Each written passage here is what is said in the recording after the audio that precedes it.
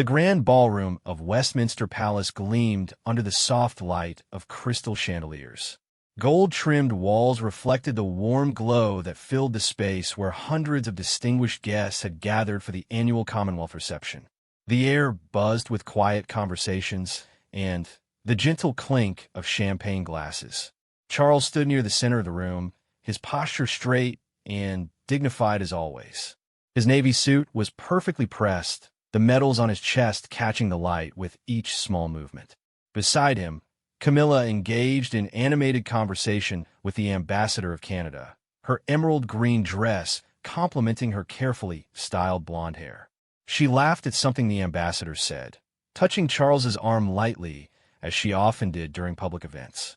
Across the room, William and Kate had just arrived. Kate wore a stunning midnight blue gown that flowed gracefully as she walked. Her hair was swept up in an elegant style, and she carried herself with the quiet confidence that had endeared her to millions. William guided her through the crowd with a protective hand at the small of her back, stopping occasionally to greet familiar faces. The evening proceeded as these events always did. Formal introductions, polite conversations about trade agreements, and cultural exchanges, carefully orchestrated photo opportunities. Charles moved through the crowd with practiced ease, decades of experience evident in every handshake and measured word. But something was different tonight. Charles found his gaze drawn repeatedly to Kate as she charmed a group of Commonwealth youth ambassadors. She listened intently to a young woman from Jamaica describing an educational initiative, her face animated with genuine interest. When the woman finished speaking, Kate responded with thoughtful questions that showed she had truly been listening. A memory stirred in Charles's mind. Diana had possessed that same gift, that ability to make each person feel heard and valued. He pushed the thought away, focusing instead on the Portuguese diplomat who was explaining new environmental policies. But his attention kept drifting. The formal dinner portion of the evening began. As protocol dictated, Charles and Camilla were seated at the head table, with William and Kate positioned several seats away. Throughout the meal, Charles participated in the expected conversations about constitutional matters and charitable initiatives. Yet he noticed how Kate engaged the shy wife of a new ambassador, drawing her into the conversation with gentle encouragement.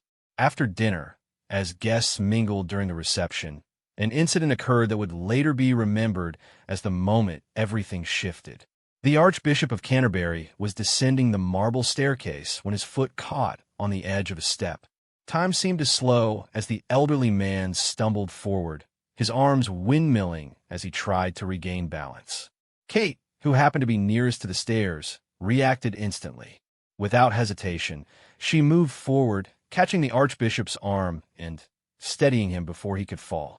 Her movement was swift and graceful, accomplished without dropping her clutch or spilling the glass of water she held in her other hand. "Your Grace, are you all right?" Kate asked, her voice filled with genuine concern. She maintained her supportive hold on his arm while he found his footing. "Quite all right. Thank you, my dear," the Archbishop replied, clearly shaken but grateful. "Your quick reflexes have saved me from quite an embarrassing tumble." The incident lasted perhaps 10 seconds, but Charles had watched it all unfold. He saw not just Kate's quick physical response, but the way she immediately made light conversation to ease the Archbishop's embarrassment, how she discreetly signaled to a nearby server to bring a chair, how she remained by his side until she was certain he was truly unharmed. Something stirred deep within Charles as he observed this simple act of kindness and competence. It wasn't just what Kate had done, but how she had done it. No fanfare, no seeking of attention or credit. Simply a human being helping another human being with genuine care and efficiency. The evening continued, but Charles found himself increasingly aware of Kate's presence in the room. He noticed how she remembered the names of staff members from previous events, how she made a point of including wallflowers in conversations, how she gracefully deflected a minor diplomatic faux pas when a junior minister made an unfortunate comment about trade tensions. During a brief interlude in the formal proceedings, Charles found himself standing near the tall windows that overlooked the Thames. The river glittered in the darkness, boats moving slowly past with their lights, creating rippling reflections on the water. He held a glass of whiskey, barely touched, as his thoughts wandered. "Penny for your thoughts." Camilla's voice brought him back to the present. She had approached quietly, as she often did when she sensed his mood shifting. "Just admiring the view," Charles replied, offering her a small smile. Camilla followed his gaze out the window. "It is lovely, isn't it? Though I suspect you've seen it 1,000 times before." They stood in comfortable silence for a moment. Camilla knew better than to press when Charles retreated into his thoughts. It was one of the things that made their relationship work, this understanding of each other's rhythms and needs. "The Archbishop seems to have recovered well," Camilla observed casually. "Yes," Charles agreed. "Kate handled that situation admirably." She did indeed. Quick thinking. Camilla's tone was neutral, but Charles detected something beneath it. An awareness, perhaps, of his unusual interest in his daughter-in-law's actions. Before either could say more, they were approached by the High Commissioner of Australia, eager to discuss plans for an upcoming royal tour. Charles slipped back into his official role, but the strange stirring in his chest remained. As the evening wound toward its conclusion, the formal receiving line was organized for departing guests. Protocol dictated the precise order. Charles and Camilla first, then William and Kate, followed by other senior royals and dignitaries. It was a tradition as old as the monarchy itself, each person in their designated place. Charles took his position, Camilla naturally moving to stand beside him. They had done this countless times before, presenting a united front as the future king and queen consort. The first guests began making their way down the line, offering thanks for the evening and brief party comments. But as Charles shook hands and exchanged pleasantries, his awareness kept pulling toward Kate, standing further down the line. He could hear her warm laugh in response to someone's comment, could see in his peripheral vision how she made each person feel valued in their brief interaction. The queue of departing guests seemed endless. Charles performed his duties automatically, years of training allowing him to maintain appropriate conversation while his mind wandered. He thought about leadership, about what the monarchy needed to remain relevant and valued in modern times. He thought about connection, genuine human connection that transcended protocol and ceremony. A commotion near the entrance caught everyone's attention. A young woman, clearly a junior member of one of the Commonwealth delegations, had somehow spilled red wine down the front of her dress. She stood frozen in mortification, her face flushing deep crimson as people turned to stare. Before anyone else could react, Kate had excused herself from the receiving line and moved to the young woman's side. Charles watched as Kate quickly assessed the situation, then gracefully steered the woman toward a side door, speaking quietly to her.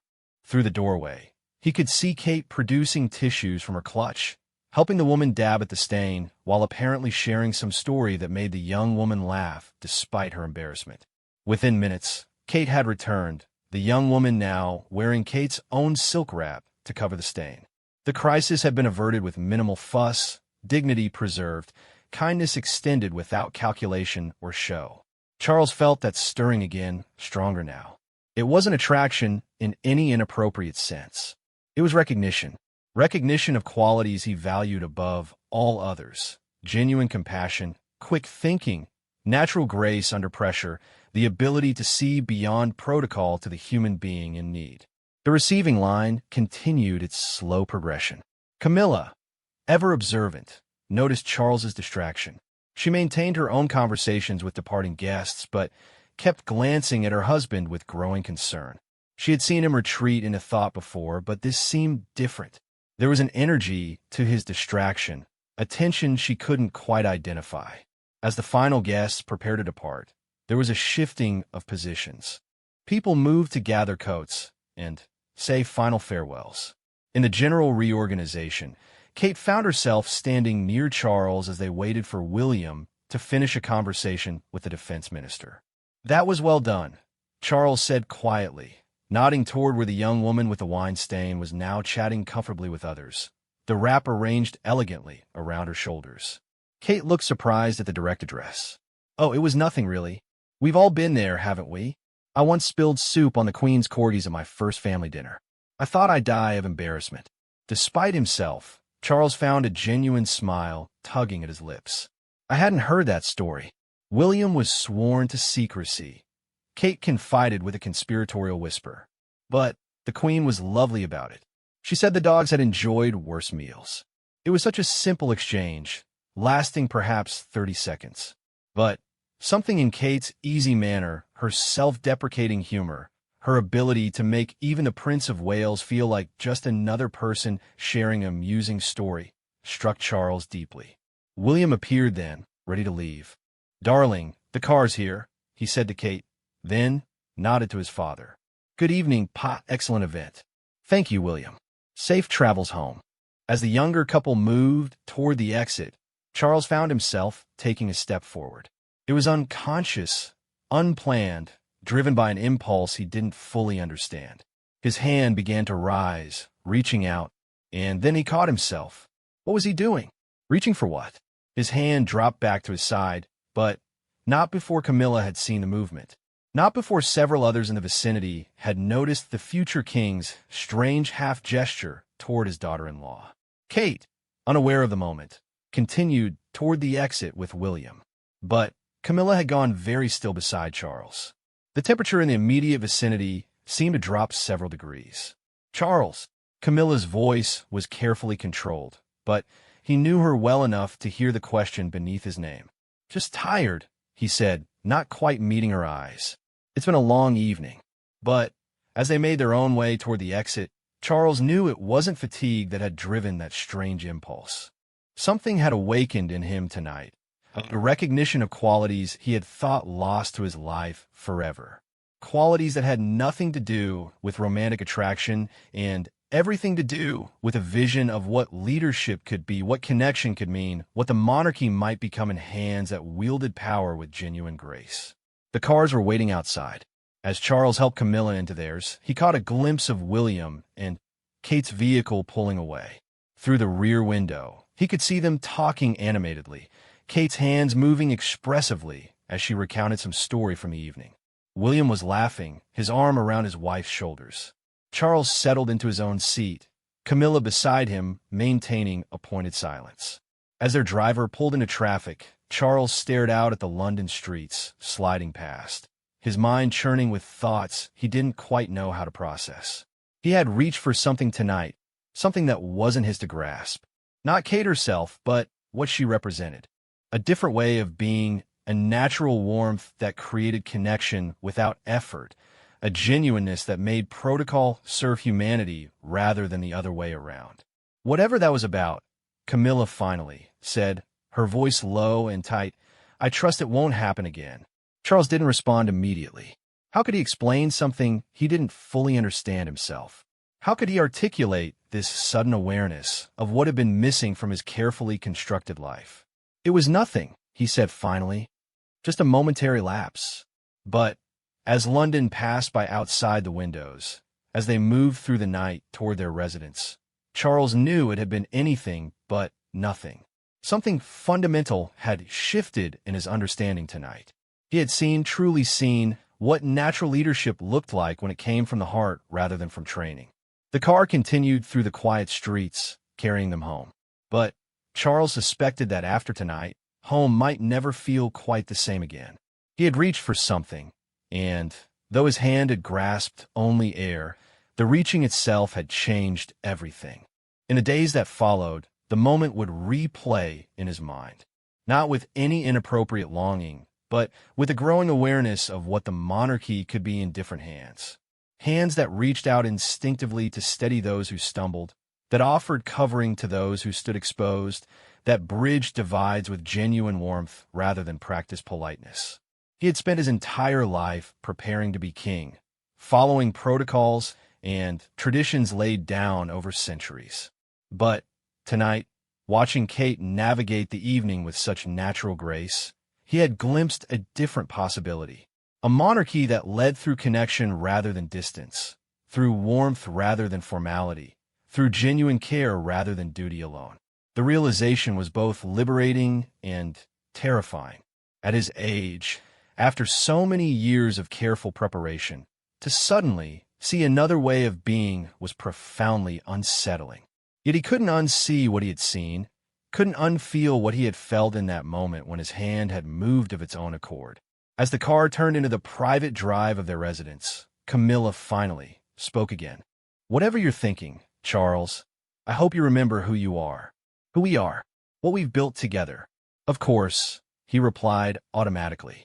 But even as he said the words, he wondered if remembering who he was might actually be the problem. Perhaps it was time to imagine who he could become. The evening had ended, but its implications were only beginning to unfold. In reaching for Kate, Charles had really been reaching for a vision of himself he had never dared to imagine.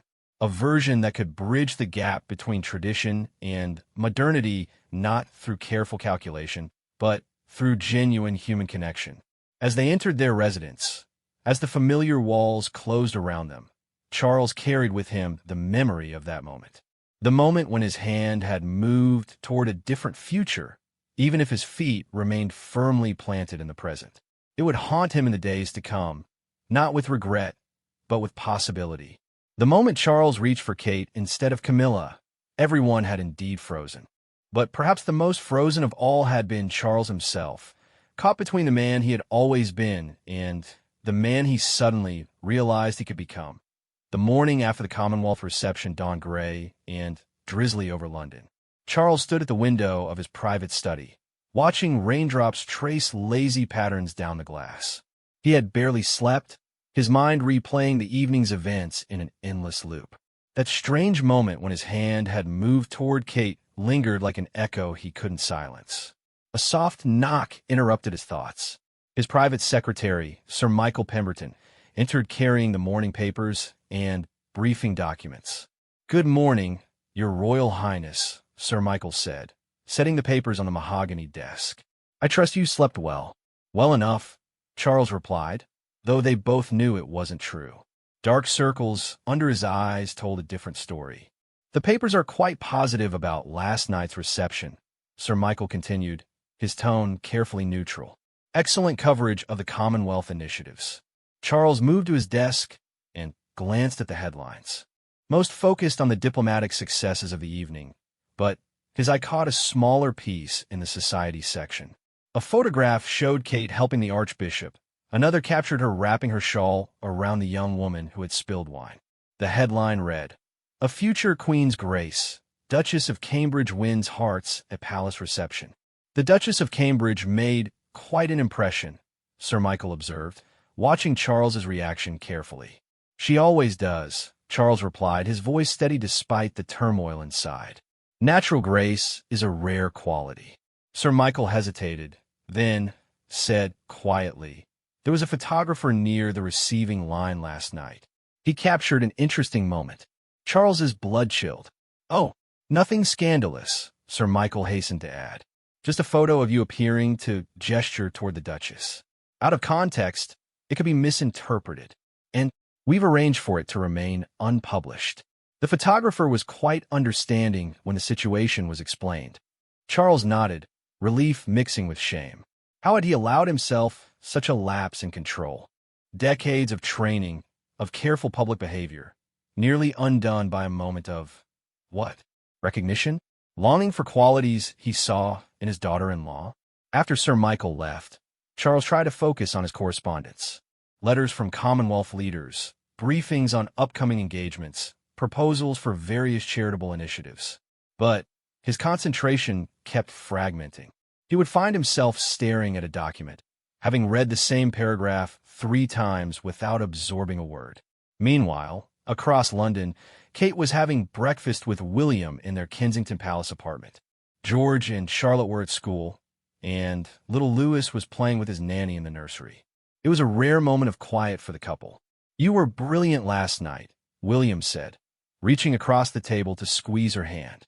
"The way you handled the Archbishop's near fall, and that poor girl with the wine." Kate smiled, sipping her tea. "Anyone would have done the same." "No," William said seriously. "They wouldn't have. That's what makes you special." Kate was about to respond when William's phone buzzed. He glanced at it and frowned. "What is it?" Kate asked. "Text from Pa's office. He wants to see us this afternoon. Both of us." Kate felt a flutter of concern. Impromptu summons from Charles usually meant something significant was happening. Did they say what it's about? No, just that he'd like to discuss some upcoming charitable initiatives. William's frown deepened. Odd though, these things are usually scheduled weeks in advance. That afternoon, as their car pulled up to Clarence's house, Kate couldn't shake a feeling of unease. She had always had a good relationship with Charles, respectful and warm but appropriately distant. He had welcomed her into the family with kindness, but there remained a formality between them that neither had tried to bridge. They were shown to Charles's private study, where they found him standing by the fireplace, hands clasped behind his back. Camilla was notably absent. William, Catherine, Charles greeted them, his smile not quite reaching his eyes. "Thank you for coming on such short notice." "Of course, Pa," William replied, settling into one of the leather chairs. Kate took the seat beside him, her posture perfect but relaxed. "I want to discuss the new youth mentorship program," Charles began, moving to sit behind his desk. "I believe it could benefit from your involvement, particularly yours, Catherine." For the next hour, they discussed the initiative. Charles outlined his vision for connecting Commonwealth youth with mentors in various fields, from arts to sciences to public service. But throughout the conversation, Kate noticed something different about her father-in-law. His usual measured delivery seemed strained, and several times she caught him looking at her with an expression she couldn't quite read. "The program needs someone who can connect with young people authentically," Charles was saying. "Someone who makes them feel heard and valued." His eyes met Kate's. "I've observed that you have quite a gift for that, Catherine." "Thank you," Kate replied, feeling slightly uncomfortable under his intense gaze. "I'd be honored to help in any way I can." William, picking up on the strange atmosphere, shifted the conversation to practical matters. Dates, venues, potential partnerships. But the underlying tension remained, like a string vibrating at a frequency just below hearing. As the meeting concluded, Charles stood to see them out.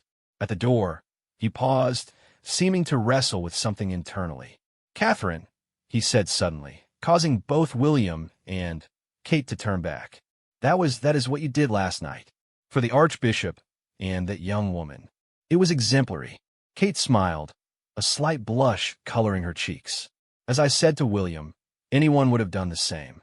"No," Charles said, echoing his son's earlier words. "They wouldn't have."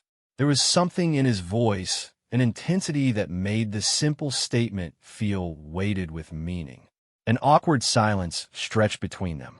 William looked from his father to his wife, confusion evident on his face. Finally, Charles seemed to collect himself. "Well, thank you both for coming. We'll have Sir Michael coordinate the details." In the car ride home, William was unusually quiet. Finally, Kate broke the silence. "That was strange, wasn't it? Your father seemed different." William nodded slowly. He did, almost like he was nervous, which is ridiculous. Pa doesn't get nervous. "Maybe he's just tired," Kate suggested. The reception was a long evening, and he has so much on his plate. But even as she said it, Kate knew it was more than fatigue. Something had shifted in Charles's demeanor toward her, and she couldn't understand what or why. Over the following weeks, the strange undercurrent continued. Charles began including Kate in meetings where her presence wasn't strictly necessary. He would seek her opinion on matters that had previously been handled without her input. During family dinners, she would catch him watching her interactions with the children, a peculiar wistfulness in his expression. Camilla, for her part, became noticeably cooler toward Kate. Where before there had been cordial friendliness, now there was a careful distance. She would position herself between Charles and Kate at events, her hand possessively on his arm, her conversation deliberately excluding the younger woman. The situation came to a head at a charity gala 3 weeks after the Commonwealth reception. It was a glittering affair supporting the arts, held at the Royal Opera House. The family arrived together, presenting a united front for the photographers. But once inside, the tensions became palpable. During the cocktail hour, Charles found himself in conversation with a renowned conductor about the importance of music education. Kate, who had studied music and had genuine passion for the subject, joined the discussion.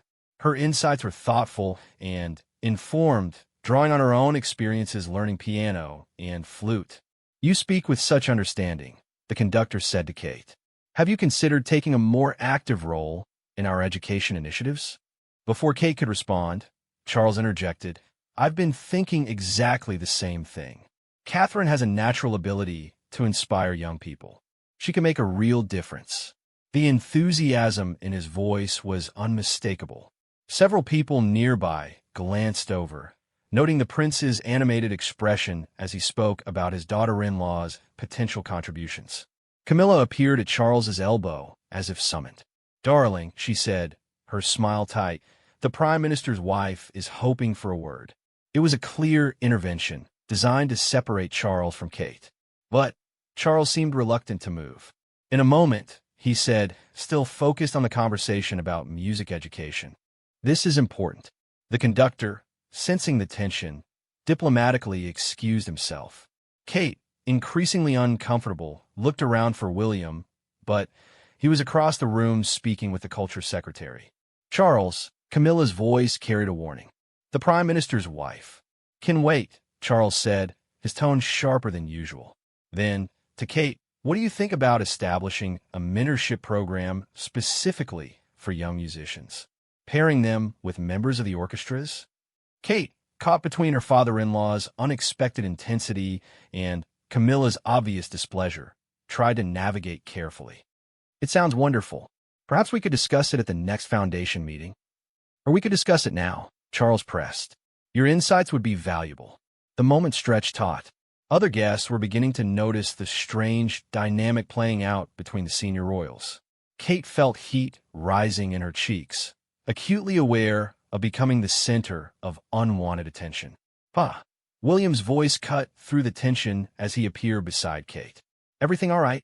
Charles blinked, seeming to suddenly become aware of the scene they were creating. "Yes, of course. Just discussing music education with Catherine."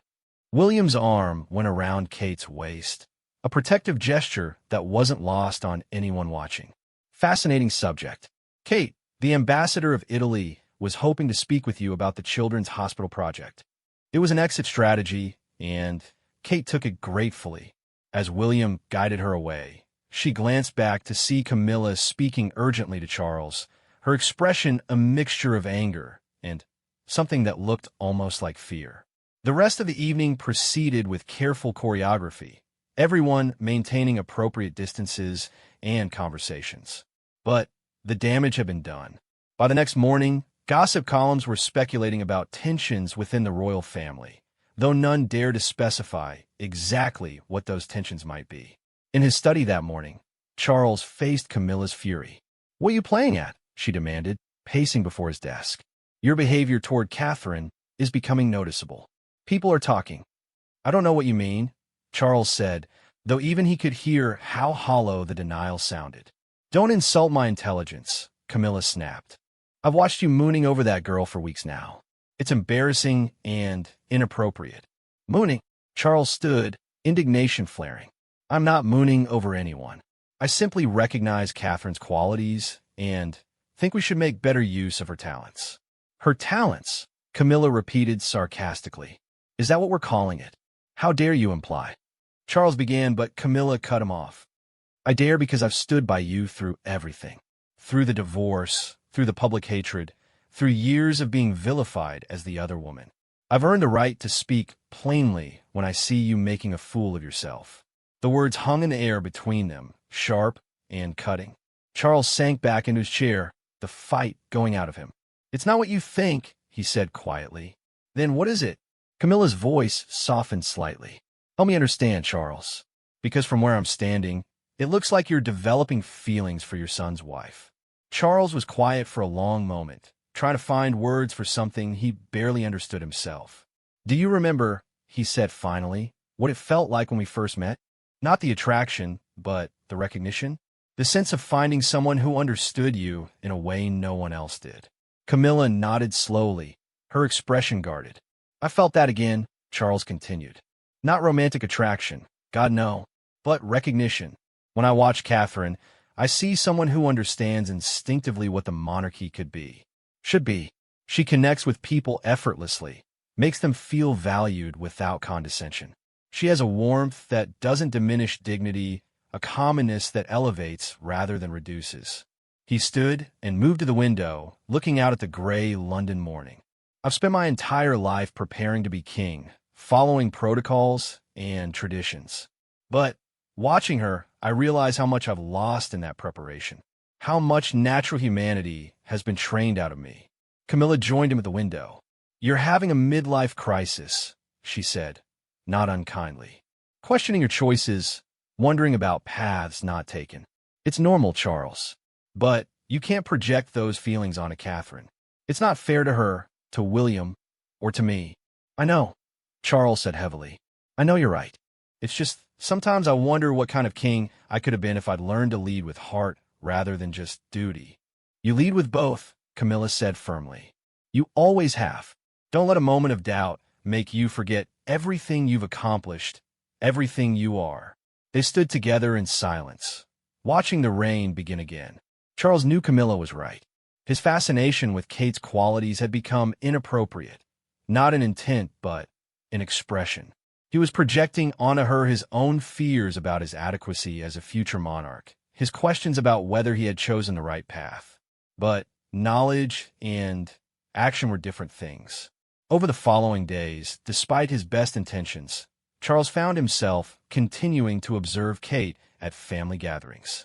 He watched her with the children, natural and laughing, enforcing discipline with humor rather than sternness.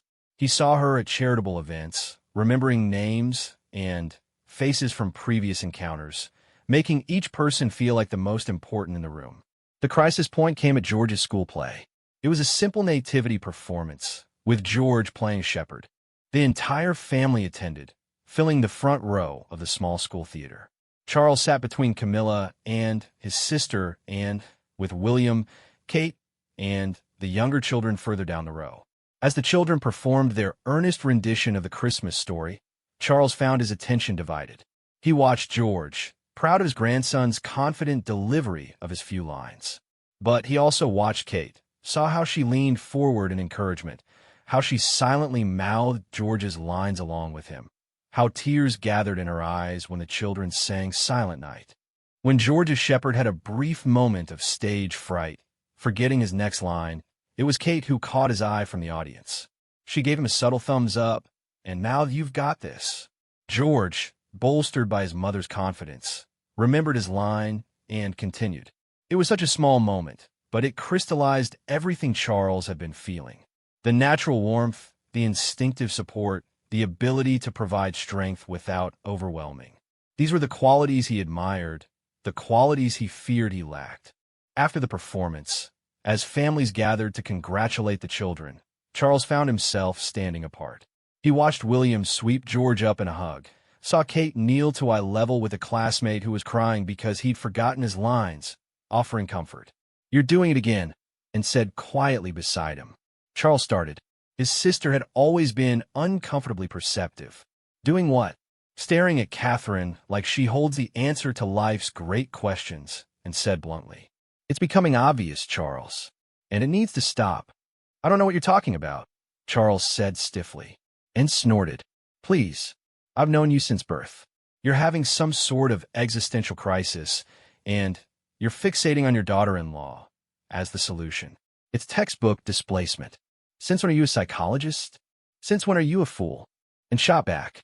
"Catherine is a lovely girl, a wonderful addition to the family. But she's not your salvation, Charles. Whatever you're searching for, you won't find it in her." Charles wanted to argue, to explain that it wasn't like that, and had already moved away to congratulate George, leaving Charles alone with his thoughts. That night, unable to sleep, Charles walked through the quiet halls of his residence. He found himself in his private study, surrounded by portraits of his predecessors, kings and queens who had ruled through war and peace, scandal and triumph. Had they felt this same uncertainty, this same fear of inadequacy? He paused before a portrait of his mother. Elizabeth II gazed back at him with that familiar expression of calm determination. She had never seemed to doubt her path, her purpose, or if she had never shown it. A memory surfaced. He had been perhaps 10 years old, complaining to his mother about the endless lessons in protocol and ceremony. "Why must everything be so formal?" he had asked. "Why can't we just be normal?" His mother had looked at him with gentle understanding. "Because we are not normal, Charles. We have been given a responsibility. The formality, the distance, it's not to elevate us. It's to preserve the institution that is bigger than any of us." At the time, he had accepted her words as absolute truth. But now, watching a new generation navigate their roles, he wondered if there might be another way. A way to preserve the institution while remaining human, connected, warm. The thought led him back to that moment at the Commonwealth reception, his hand reaching out, grasping for something intangible. He understood now what he had been reaching for. Not Kate herself, but what she represented. A different way of being royal, a bridge between tradition and modernity that seemed effortless in her hands. But Anne was right. Camilla was right. He couldn't find his answers in his daughter-in-law. Whatever transformation he sought had to come from within himself. The next morning, Charles made a decision. He called Sir Michael to his study. "I need you to adjust my schedule," he said. "I want more direct engagement with our charitable partners. Less ceremonial openings, more hands-on involvement." Sir Michael raised an eyebrow. "A significant shift, sir. May I ask what's prompted this?" Charles considered his words carefully. "I've been reminded recently of the importance of genuine connection. I think it's time I remembered how to be more human in my interactions." Over the following weeks, Charles threw himself into this new approach.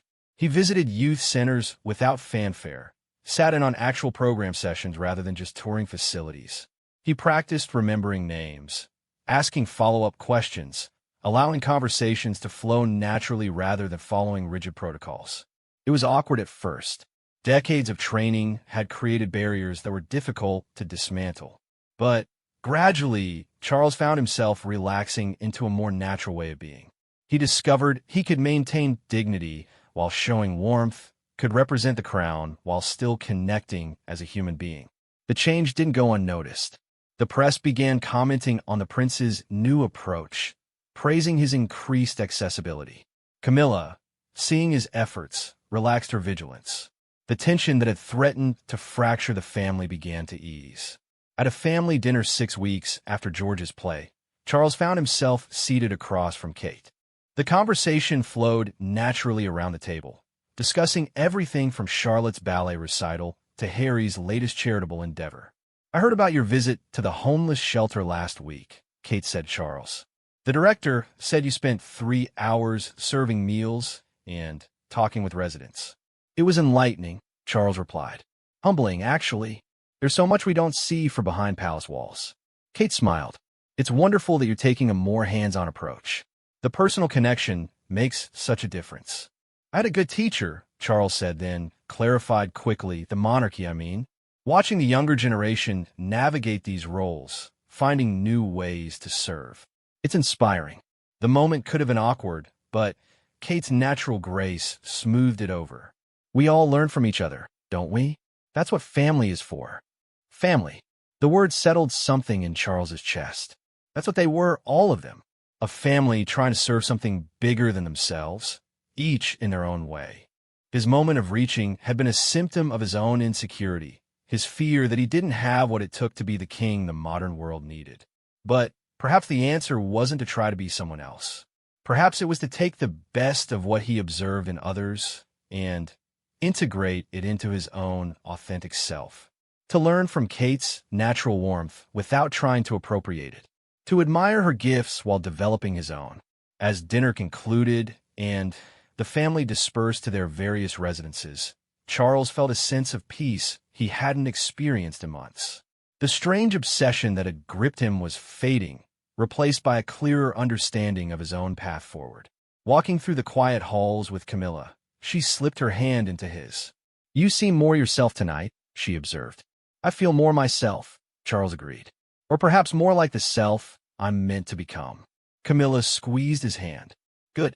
I was starting to worry I'd lost you to some midlife crisis. Not lost, Charles said. Just temporarily mislaid. But I found my way back. They walked in comfortable silence. Two people who had weathered many storms together and would weather many more. Charles's moment of reaching toward Kate had passed, but the growth it had sparked remained.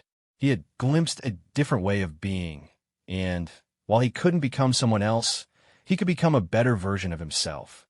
The future stretched ahead, full of challenges and responsibilities. But Charles faced it now with renewed purpose, understanding that leadership came in many forms.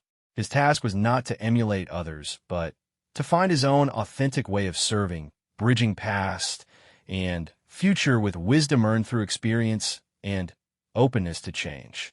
The reaching had ended, but the reaching toward growth, toward connection, toward a more human way of leading, that would continue for the rest of his days. 6 months had passed since that fateful Commonwealth reception.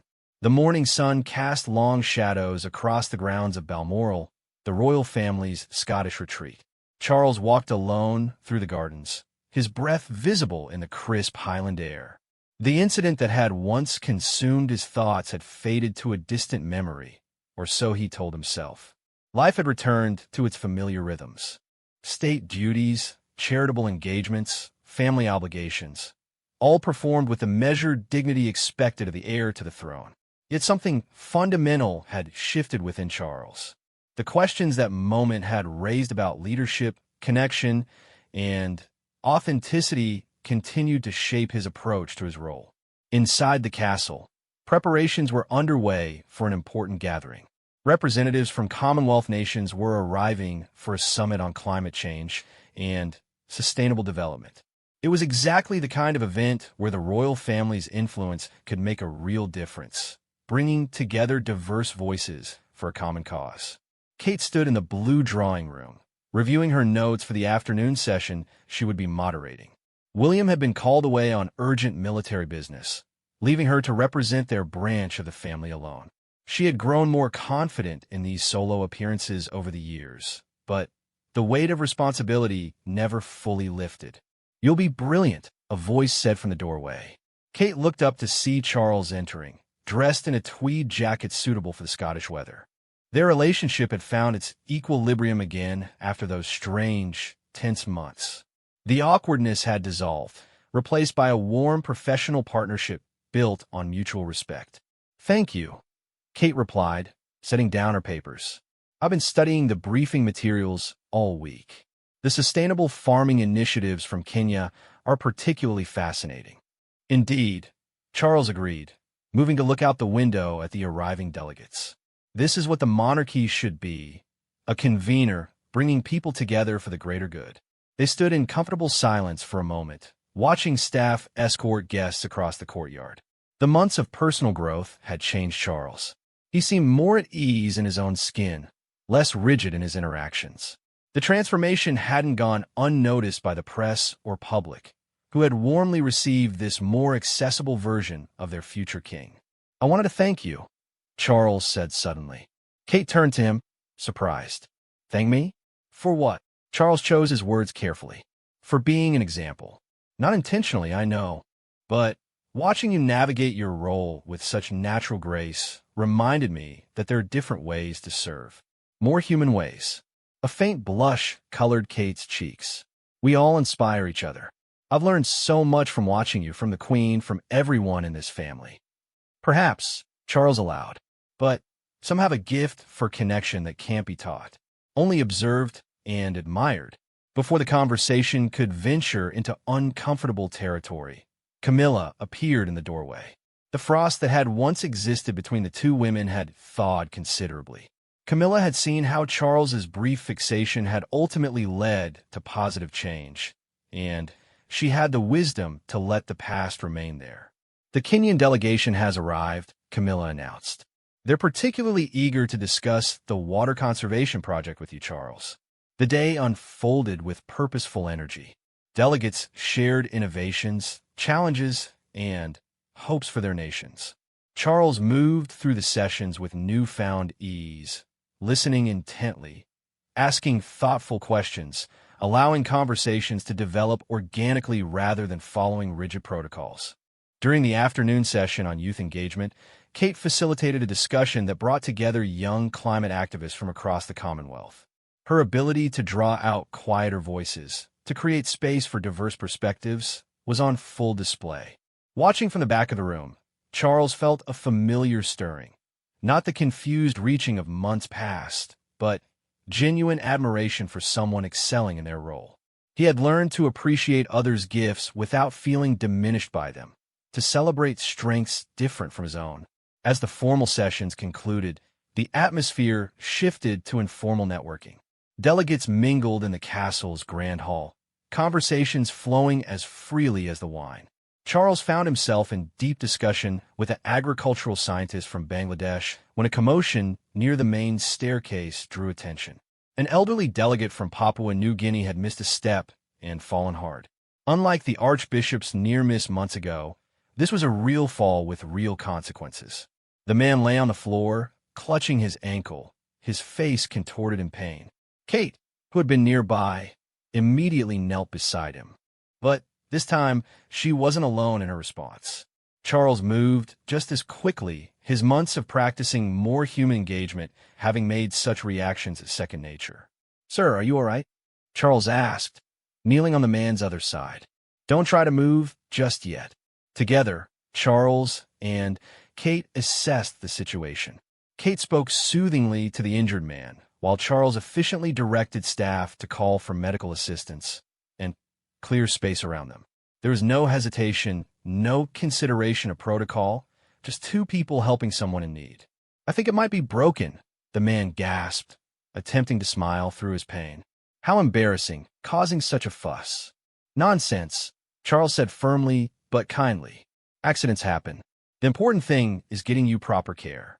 As they waited for medical help, Charles and Kate worked in unconscious harmony. Kate kept the man talking, distracting him from pain with questions about his grandchildren. Charles ensured crowds were kept back and that a clear path existed for the medical team. Their natural teamwork arose not from any special connection, but from shared values of service and compassion. When the medical team arrived and carefully moved the delegate to a waiting ambulance, Charles and Kate stood together, watching with concern. "That was well handled," one of the other delegates commented. "You two make quite a team." The words hung in the air for a moment. In the past, such an observation might have created awkwardness, triggered old tensions. But now, Charles simply smiled.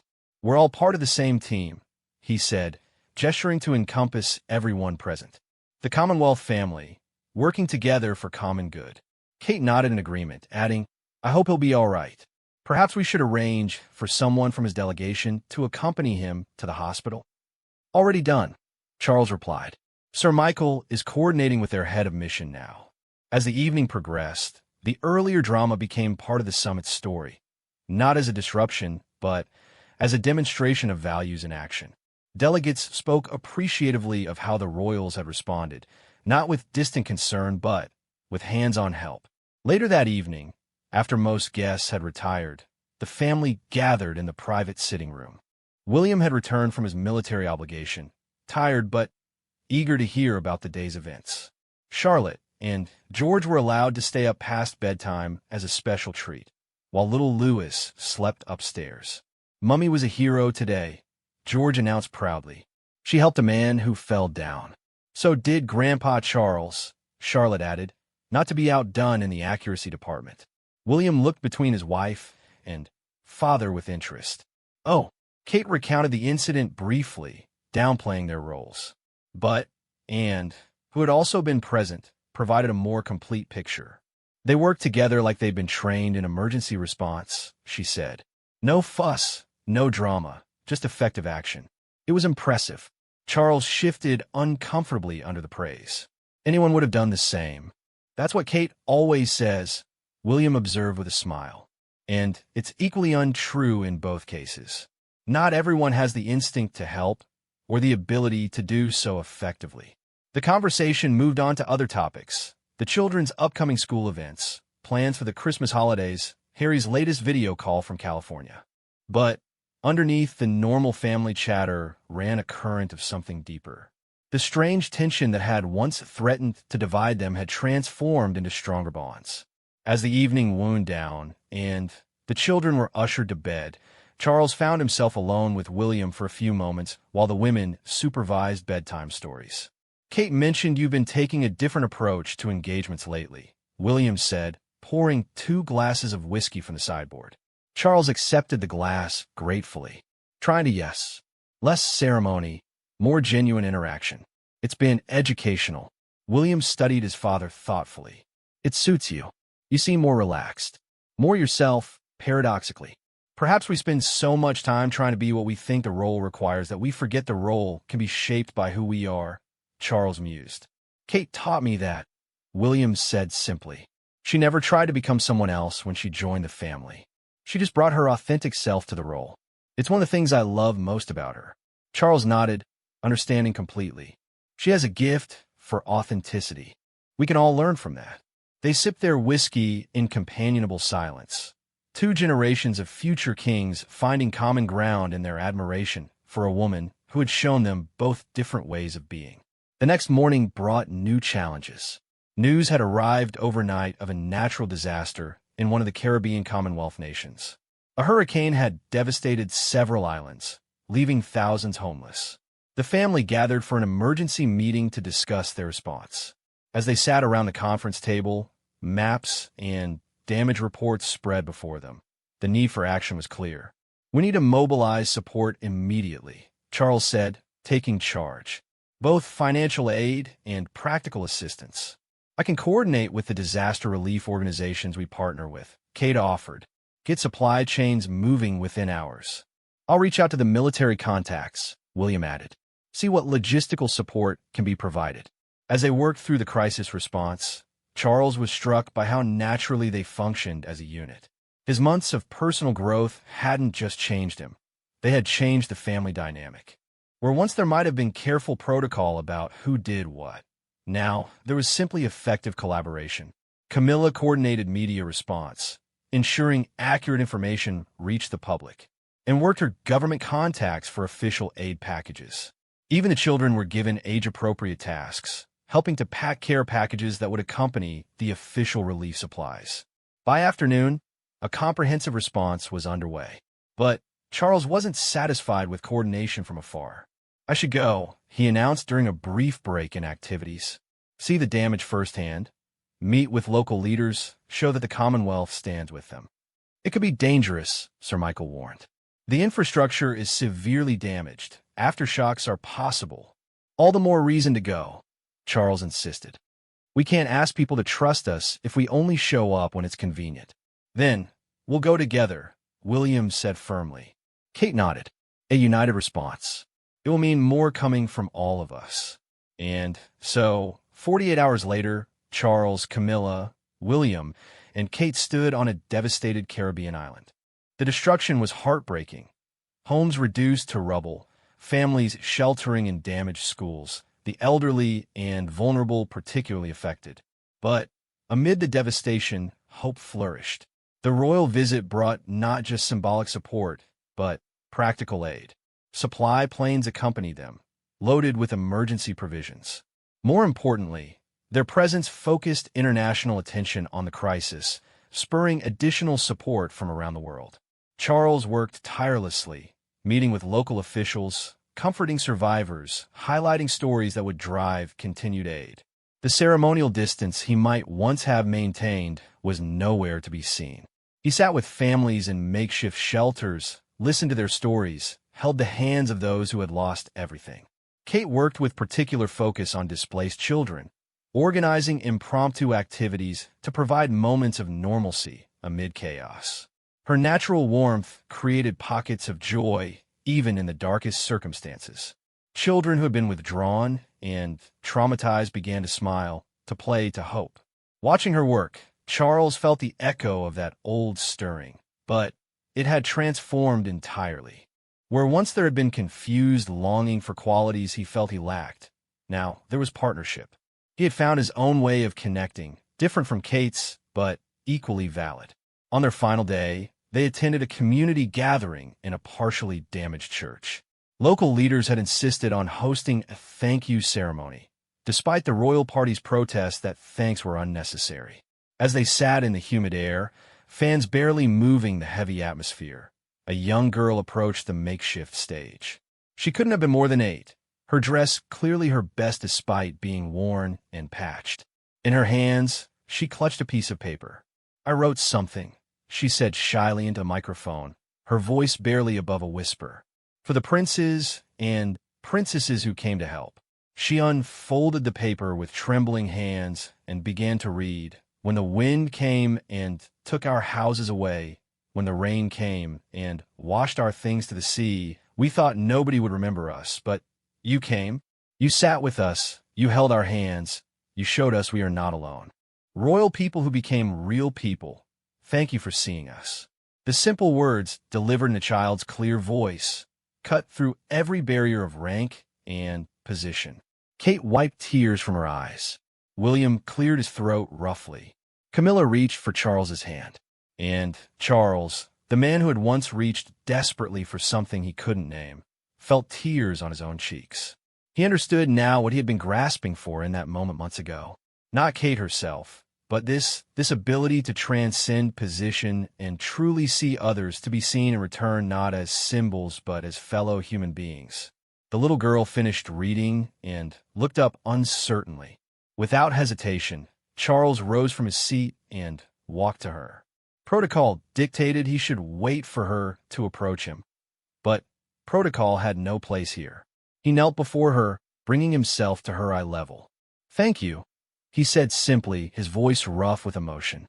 "That was the most beautiful thing anyone has ever written for us. May I keep it?" The girl nodded, suddenly shy again. Charles accepted the paper like the precious gift it was, then surprised everyone by pulling the child into a gentle hug. The crowd erupted in applause, but Charles heard none of it. In that moment, there was only a little girl who had lost her home and found the strength to write poetry, and a future king who finally understood that true leadership meant allowing your heart to break and rebuild with those you serve. The image, Charles kneeling before a child, tears on his face, humanity triumphant over protocol, would become one of the defining moments of his public life. But he wasn't thinking about legacy or perception. He was simply present, fully human, fully connected.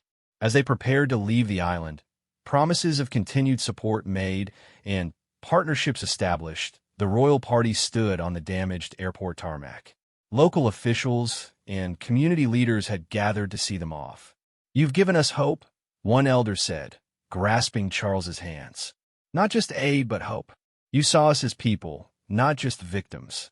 "You are so much more than victims," Charles replied firmly. "You are survivors, rebuilders, examples of resilience we can all learn from. It's been an honor to stand with you." As their plane lifted off, carrying them back to the comfortable certainties of royal life, Charles gazed out the window at the island shrinking below.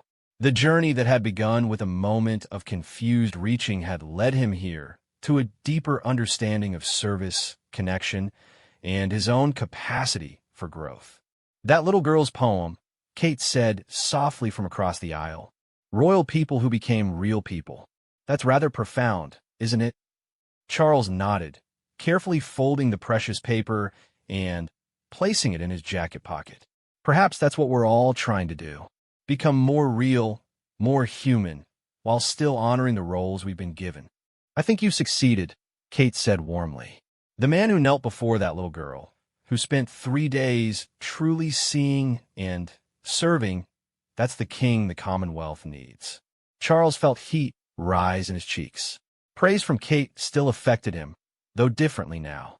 Where once it might have triggered that strange yearning, now it simply felt like recognition from a respected colleague and family member. "We all serve in our own ways," he said. "I've learned that from you, from William, from watching this younger generation navigate these roles. You've taught me it's possible to maintain dignity while showing humanity. And you've taught us that tradition and progress can work together," Kate replied. "That experience and wisdom matter as much as innovation." The plane continued its journey home, carrying a royal party transformed by service. The crisis had been real, the suffering genuine, but so too was the hope born from human connection across all barriers. Back at Balmoral the next evening, as rain lashed against the windows and the family gathered for dinner, Charles reflected on the extraordinary journey of the past 6 months. That moment at the Commonwealth reception when his hand had moved toward Kate felt like a lifetime ago. He understood now that he hadn't been reaching for her, but for a version of himself he hadn't known existed. Kate had been a mirror, showing him possibilities he hadn't imagined. The confusion and inappropriate fixation had been symptoms of a deeper need for transformation. Looking around the dinner table at his family, Camilla discussing relief efforts with and William, and Kate helping George with his homework while eating, Charlotte regaling everyone with a story from school. Charles felt a profound sense of peace. The strange chapter that had begun with that reaching gesture had closed, but the growth it had catalyzed would continue. He had learned to lead with both head and heart, to maintain the dignity of his position while embracing the vulnerability of genuine human connection. As Kate laughed at something Charlotte said, her natural warmth lighting up the room, Charles felt only appropriate familial affection and deep gratitude. She had unknowingly been the catalyst for his transformation, but the work had been his own. The future king he was becoming owed much to her example, but the growth was authentically his. The conversation flowed around him, touching on everything from relief efforts to school, plays to plans for Christmas.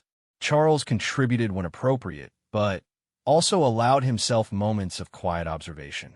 This was his family, complex and imperfect, but bound by love and shared purpose. Later, as the evening wound down and children were shepherded to bed, Charles stepped out onto the terrace despite the rain. The Scottish Highlands stretched out in darkness, mysterious and eternal. He thought about the little girl with her poem, about all the people he had met who saw past titles to the human being beneath. Royal people who became real people. He whispered the words to the wind and rain. It was, he decided, not a bad epitaph for a future king, not a bad goal for whatever years of service remained to him. Footsteps behind him made him turn. Camilla appeared with an umbrella and his coat. "You'll catch your death," she scolded gently, helping him into the warm wool. "Just thinking," Charles said, accepting the shelter of the umbrella. About becoming real. About the journey it's taken to get here." Camilla linked her arm through his. "It suits you, this new reality. You're more yourself than you've ever been." They stood together in the rain, two people who had weathered many storms and emerged stronger. The moment of reaching that had once threatened everything had instead become the catalyst for profound positive change.